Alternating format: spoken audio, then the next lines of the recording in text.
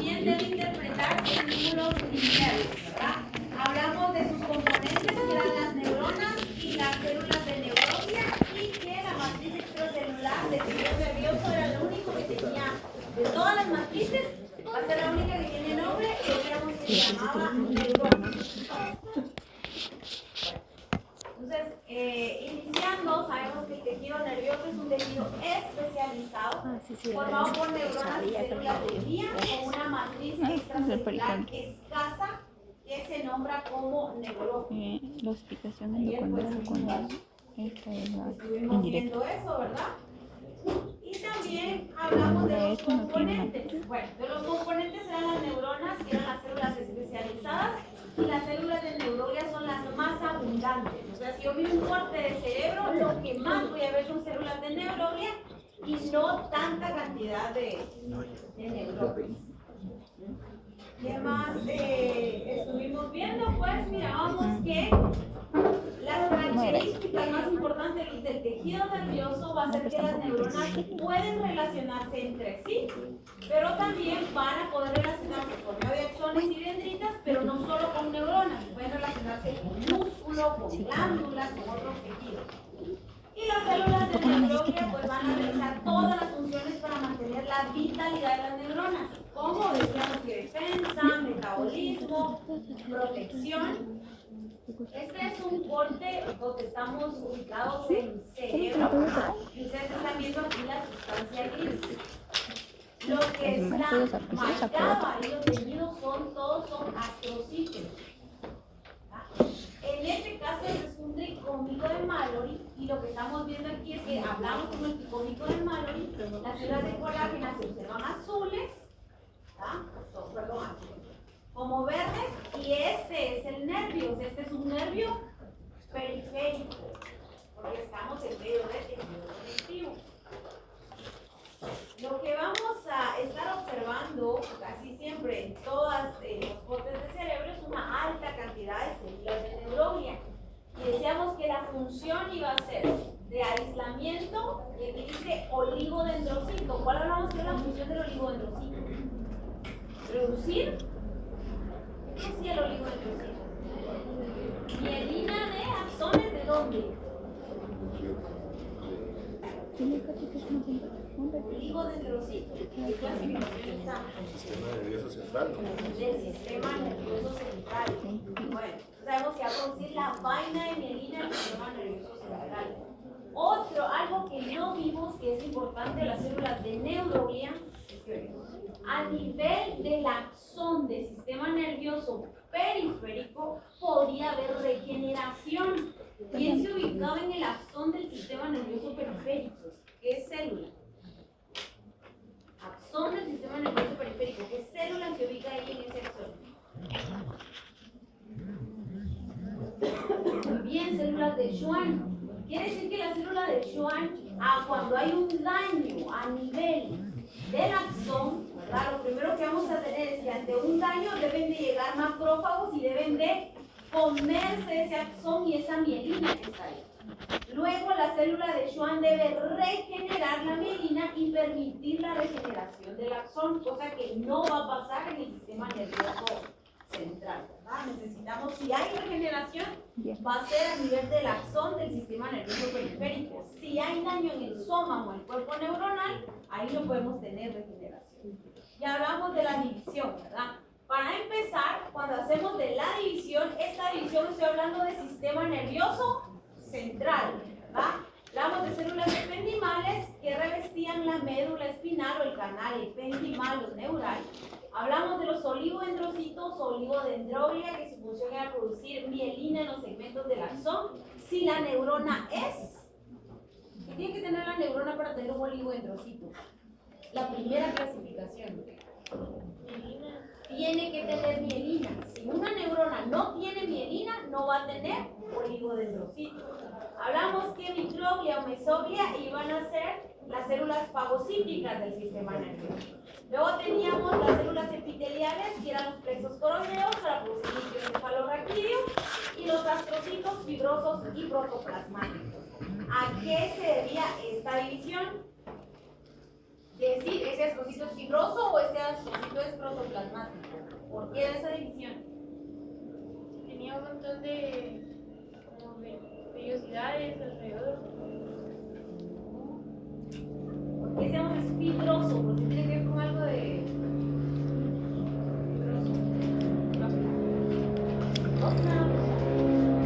fibroso era de fibra de la sustancia blanca y el protoplasmático era del soma de la sustancia gris. Eso. Bueno, entonces aquí están los dos. Vamos, iban a estar cerca del vaso sanguíneo y lo que iban a regular era que entraba o que no iba a entrar al sistema nervioso. No, corto. Bueno, entonces las células de neurona del sistema nervioso periférico únicamente iban a ser las células satélites que iban a estar rodando a la neurona ganglionar y las células de Schwann que iban a estar ubicadas en el axón de mielina del sistema nervioso. Entonces vamos a hablar del neurópilo. Y aquí miramos un corte, este es un corte de cerebelo. Y lo que vamos a encontrar es lo siguiente. Bueno, las flechas están señalando ahí las neuronas. Y las neuronas son de las pocas células del organismo donde nosotros vamos a encontrar que hay núcleo y que hay un nucleolo. ¿Bien? Todos los demás núcleos celulares son neuroglia. Todo esto está aquí. Esa es la más abundante. Lo siguiente es que cuando yo digo neurópilo, ¿a qué me estoy refiriendo? Neurópilo. Ese término es matriz extracelular del sistema nervioso, pero únicamente, oigan, únicamente ese término se utiliza para axones sin mielina. Si el axón no tiene mielina, entonces yo digo neurópilo. Si el axón tiene mielina, entonces ¿qué decimos? Sustancia blanca. Si yo soy del cuerpo neuronal, decimos sustancia gris. Entonces, el neurópilo es la matriz extracelular del sistema nervioso que no tiene mielina. Eso tiene que estar bien claro. Aquí están los cuerpos neuronales y la sustancia blanca. Entonces, vamos a hablar de la clasificación de las neuronas. Y ayer decíamos que hablamos de la parte de la neurona que tenía el pericarión, que es el soma donde se encuentra el núcleo. Hablábamos que tenía las dendritas que iban a permitir la sinapsis, el axolema que es el citoplasma, el axón, ¿verdad? Que iba a ser con mielina o sin mielina. Hablamos del nódulo de Ranvier, que iba a ser esa parte donde una neurona con mielina no iba a tener, iba a permitir que el impulso fuera saltatorio. Después hablábamos, creo que esto no lo dijimos, que las neuronas pueden ser pequeñas o pueden ser grandes, y la clasificación de las grandes son las neuronas motoras. ¿Ah? Entonces, si una neurona es motora, ¿cómo va a ser su respuesta? ¿Aferente o eferente? Las neuronas motoras, ¿qué eran? Respuesta, o sea, venían, llevaban una sensación, eran aferentes o llevaban una respuesta, eran eferentes. Siempre son eferentes. Las motoras siempre son eferentes. Y vamos a tener también neuronas pequeñas del cerebro. Y tenemos aquí también las formas de las neuronas. Decíamos que habían poliédricas, otra vez como la neurona motora, piriformes como las células de Purkinje, piramidales como la corteza cerebral, fusiforme que no tienen una forma específica, y hablamos de grano, redondas o esferas. La siguiente división que estuvimos viendo era la morfología de la neurona en relación al axón, ¿verdad? Que va a ser monopolar, solo un axón.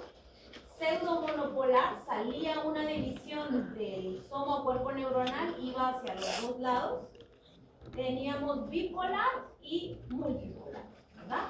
Bipolares como el nervio olfativo y las multipolares que las vamos a encontrar. Más que todo va a estar en el hipocampo, en el cerebelo, en la médula espinal. Entonces van a tener grandes prolongaciones y el axón hacia un lado. Y terminamos hablando acerca de las neuronas aferentes o sensitivas que van a llevar el impulso nervioso hacia la parte dorsal de la médula espinal, y las neuronas motoras que iban a llevar una respuesta, ¿verdad? Y venía la siguiente clasificación, ¿verdad? ¿Dónde estaba la neurona? Pues hablábamos que iba a haber una neurona sensitiva que iba a llevar la la sensación. Teníamos una interneurona, una neurona de asociación, decíamos después, y vamos a tener una eferente de respuesta. Esa fue la última clasificación que vimos el día de ayer. Las neuronas eferentes receptoras van a llevar la respuesta por medio de nervios periféricos. Ahí terminamos, ¿verdad? Sí. Bueno, entonces solo nos quedaba ver, era mucho lo que nos faltaba. Vimos los tipos de sinapsis, que era axodendrítica, axotónica, axosomática, a partir de donde estaba unida la dendrita con el axón, la dendrita con el cuerpo neuronal. Y esto sí quiero que quede bien claro. Cuando nosotros hablamos, ¿verdad?, de la vaina de mielina, y estamos hablando del sistema nervioso central, siempre hablamos de oligodendrocitos. Y cuando hablamos de la vaina de mielina del sistema nervioso periférico, siempre estamos hablando de las células de Schwann. ¿Por qué debemos saber esta diferencia? Porque hay enfermedades degenerativas de mielina del sistema nervioso central y hay enfermedades degenerativas del sistema nervioso periférico y se comportan totalmente diferentes, porque la célula afectada va a ser una célula diferente. Bueno, entonces el sistema nervioso central no existe regeneración de las fibras nerviosas. Es lo que se cree hasta ahorita. Pero estaba leyendo un artículo, decía que se han descubierto algunas células madre en el cerebro que tienen potencial para regenerar, pero solo como que está un estudio. Pero ahorita la teoría dice que no existe regeneración. Pero el sistema nervioso periférico sí se regenera si el daño es a nivel solo de la fibra, o sea, solo del axón. Si el daño es en el soma, no hay regeneración.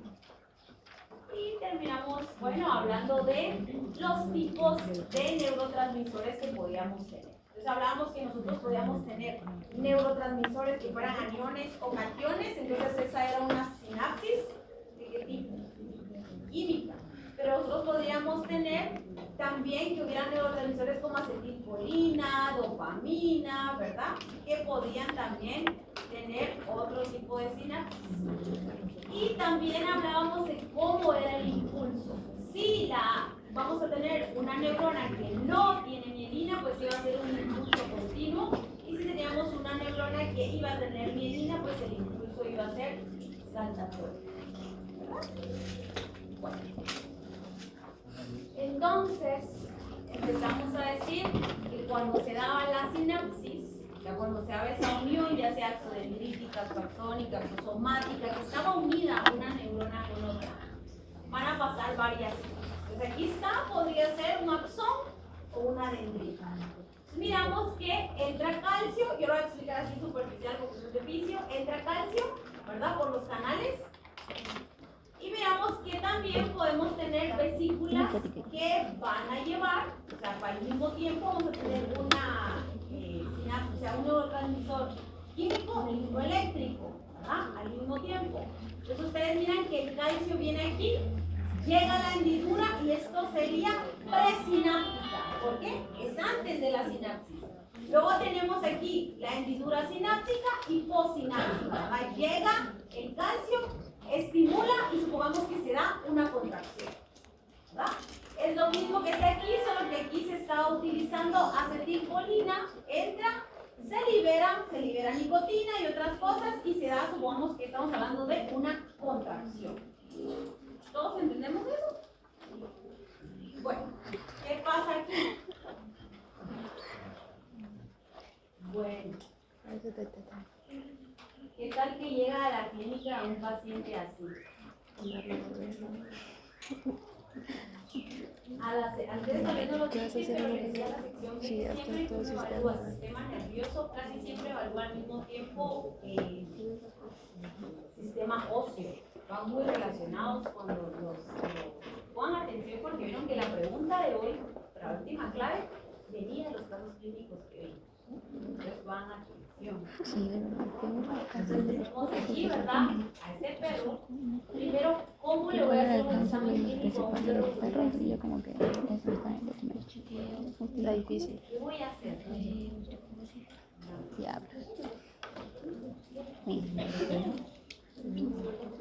Bueno, voy a evaluar si hay respuesta nerviosa. ¿En dónde Porque puedo se pone evaluarla? capaz La que yo miro al perro, el perro que tiene ahí, según ¿verdad? yo, ajá, pero Está realizado también. rígido, ¿verdad? Está paralizado. Cáncer es la- ¿Qué puedo evaluar aquí para ver si ese perro está consciente, no está consciente, está... Se movió los ojos. ¿verdad? La respuesta. Entonces, si el perro tiene respuesta ocular, quiere decir que está consciente, aunque no pueda tener una respuesta. ¿Qué es realmente lo que está pasando aquí? Entonces, ya vimos la contracción, ¿verdad? Lo que acabo de hablar, que puede liberar varios neurotransmisores y que va a haber una respuesta. Sí, porque es que en cambio este es una Lo que sucede enfermedad es que hay una bacteria que se llama Clostridium tetani. genética. Esta bacteria está normalmente, ¿verdad?, en el suelo, Sí, que eso no lo tenía. porque se alimenta, o sea, la bacteria necesita alta cantidad de azufre para poder sobrevivir, porque respira con azufre. Entonces, ustedes lo saben, el último sector de electrones de la cadena respiratoria no es oxígeno, sino que es azufre Sí, y yo creo que nitrógeno. como las Entonces, las pastillas plantas metabolizan mucho azufre. La bacteria está en el suelo y el animal llega y tiene una herida y entra la bacteria. Pero la bacteria cuando entra se multiplica y se multiplica a nivel de sangre. O sea, la bacteria está en sangre. La bacteria, parte de su metabolismo es producir toxinas.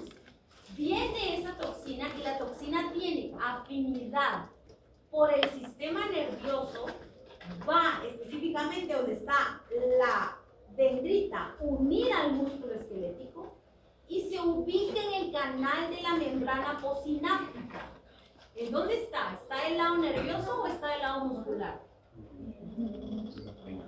Del lado muscular. Pues miren ustedes aquí, ¿verdad? Viajó por sangre porque este es, ¿verdad? Este es el nervio, el que está ahí. ¿Verdad? Y miramos que, miren, la toxina llega a ubicarse aquí.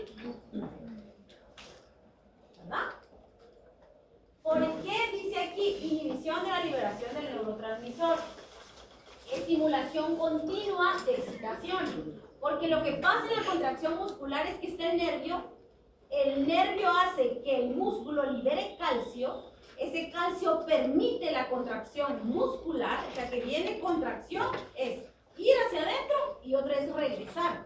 Y es un proceso así, ¿verdad? De ir y regresar. Entonces, cuando viene y se libera calcio dentro de la fibra muscular, se da la contracción, se debe otra vez extender la fibra, pero entonces el calcio tiene que regresar al retículo sarcoplásmico. Cuando ese calcio llega al retículo sarcoplásmico, la acetilcolina tiene que salir del músculo y regresar a la fibra. Pero como aquí está bloqueado, entonces no puede regresar. Es decir, que el animal está totalmente en proceso de contracción muscular. ¿Qué vamos a hacer ahí?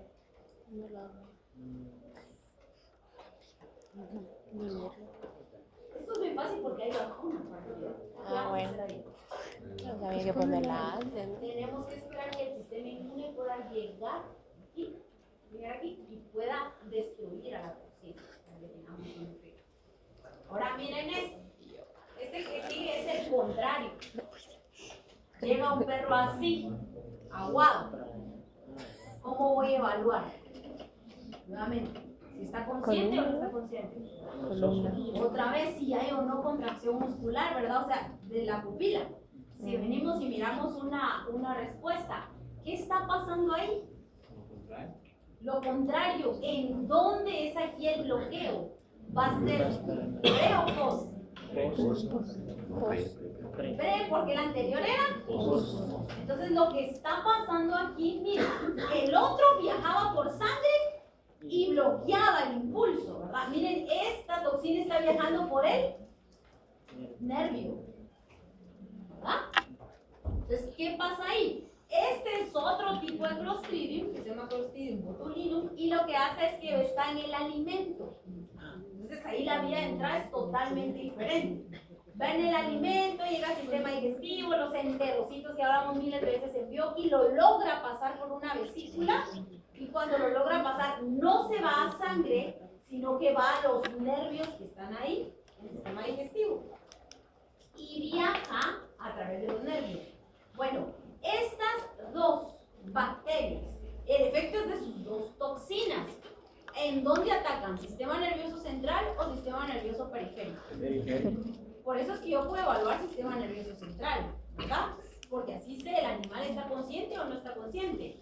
¿Qué estoy evaluando ahí? Si el animal está consciente o no. ¿Qué sistema estoy evaluando? Fisiológicamente. Fisiológicamente. Estoy estudiando para hoy. Central o anatómico. Fisiológicamente. Autónomo. Autónomo no está consciente. Somático, ¿verdad? Quiero saber si puede responder fisiológicamente, porque ya sé que el sistema nervioso periférico anatómicamente no está funcionando. Entonces, ¿qué pasa aquí? Para este caso, miren, llega la toxina, aquí están las vesículas y la toxina se va a ubicar aquí. Entonces, aquí no puede salir ¿quién? Aquí no puede salir el calcio, el neurotransmisor no puede salir. En el otro que pasaba, el transmisor no puede regresar. ¿Ah? Entonces miramos que es el mismo lugar, se podría decir, donde es la sinapsis, pero únicamente dependiendo dónde está el daño, la presentación clínica de mi paciente va a ser totalmente diferente. ¿Ah? Y estamos hablando que ambas es una bacteria, ambas son toxinas, ambas afectan al sistema nervioso, pero únicamente con bloquear en un lugar distinto el sistema nervioso vamos a tener la presentación del caso clínico totalmente distinta. Ahí estamos, jóvenes.